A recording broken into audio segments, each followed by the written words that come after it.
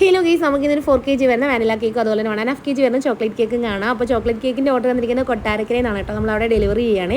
അപ്പോൾ ഇത് വന്നിട്ട് നമുക്ക് 5 വന്നിട്ടുള്ളൊരു ഓർഡർ ആയിരുന്നു. അപ്പോൾ ഈ ഓർഡർ ആൾ തന്നപ്പോൾ എനിക്കിതിൻ്റെ ഒരു ഡിസൈൻ അയച്ചു തന്നു കേട്ടോ.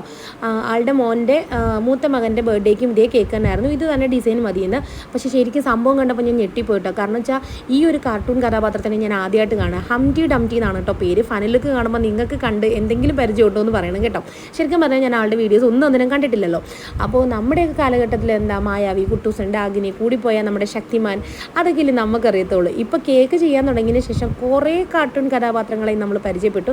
എങ്കിലും ഈ ആളെ ഫസ്റ്റ് ടൈമാണ് കണ്ടേക്കുന്നത്. ഈ ആളെ ചെയ്യുന്നതും ആദ്യമായിട്ടാണ്.